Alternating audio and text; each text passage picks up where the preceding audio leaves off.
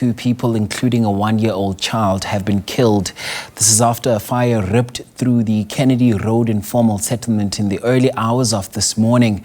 More than 80 shacks were destroyed by the blaze, leaving hundreds homeless.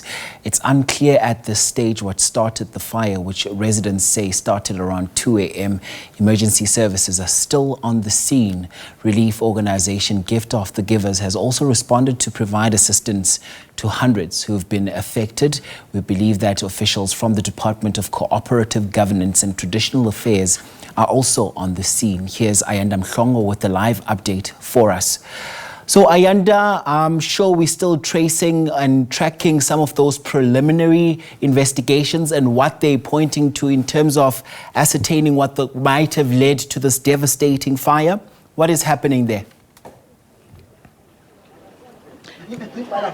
Well, Mxolisi, good day to you. And just as you're saying, just to give an update to our viewers in terms of what is happening here at the Kennedy Road informal settlement, you would see there live in our viewers, in our visuals, just displaced community members. They are still waiting here, Mxolisi, to hear from the officials from the various government departments as well as the eThekwini municipality who are now currently conducting an assessment of this area and exactly what might have transpired last night. We have, though, heard from residents that this fire may have been started by a candle and it quickly spread throughout a section of this informal settlement. As we've been saying, that this is one of the largest and the oldest informal settlements here in the eThekwini municipality. And of course, just much frustration and anger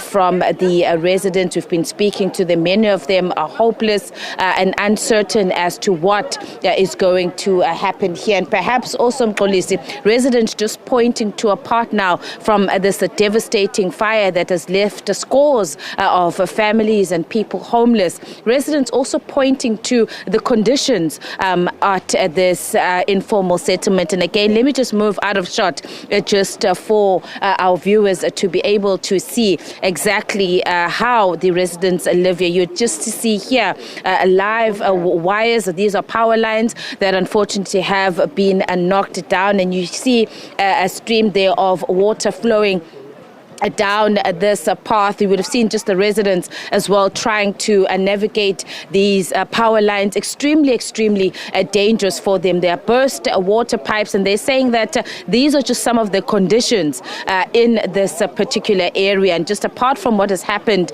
here today or last night, this is what they have to contend with on a daily basis. These power lines were knocked down by the heavy winds. We've been seeing young children here, some walking barefoot through these narrow pathways, and the residents just highlighting to us that these are the conditions in which they live. They've been waiting here, as I've been saying, some for over 20 years to be moved to a decent housing, and unfortunately they're saying that each and every year, in fact, this fire that took place last night is the fourth, we understand, in this area alone. Just last month, we were here where at least 40 shacks were burnt to the ground, and those that were impacted then also still on the waiting list for assistance. We did also report that tragically in this fire, two people lost their lives, one a 25-year-old woman, including a 1-year-old child. And let me now bring in a member of the family. Let's just speak to the family following this horrific incident. Baba, asibonga kakhulu nje isikhathi sakho. Siqale nje njenge-SABC kudlulisa amazwi ethi nduduzo emndenini ngalolu sisimo nibhekene naso sibuhlungu kakhulu sokuthi ke nilahlekelwe abantwana. Siyabonga ukuthi niseke noma nisondele eduze kwethu, kodwa ke sibhekene nesimo esibi kakhulu. Silahlekelwe amalungu omndeni ngenxa yomlilo nendlela esihlala kuyo la engekho right. Kuningi kakhulu esibhekene nako. Sibe silindele usizo oqhamukayo, kodwa okwamanje asibona umehluko. Sisasenkingeni nje kunje kamanje. Mhlambe bhuti umalume usebesitshelile ukuthi umalume abantwana mhlambe ke yini nitholile ngokwenzekile izolo ebusuku siyeza ukuthi ngase kube ikhandlela okuyilona ngabe liqale lomlilo khona konini esenikutholile ya ngendlela wade kwenze ngakhona kube umlilo usuke ngale ikhandlela ngenxa ukuthi bebengenawo ugesi kulendle balale kuyona so wathi mawusuka ngalo kade ingane sempedeni now sister angazi ukuthi umlilo noma kwenzakaleni ugcine seku into engekho kanjalo kwawo kuphela kwabo umphefumulo kadusho futhi ukuthi anazi manje ukuthi nizohlanganisa ini ngoba nesimo njengoba nilahlekelwe nani iyo yonke into nazi ukuthi ke ekuyeni phambili nizokwazi kanjani ukuthi nihlanganise njengoba ke senibhekene nalesi simo sinzima kakhulu yebo kona kuyiqiniso lokho ngoba manje mina semndenini sinawo umuntu esingathi uyena osiphethe osebenzayo mhlawumbe into ebambekayo noma umshwarensi sisenkingeni njengamanje sifuna ukubona kusuka manje ukuthi siqhubekela siyaphi njengamanje ngoba manje saxakile emakhanda into eyenzekile bekade belazi uzuma wonke umphakathi All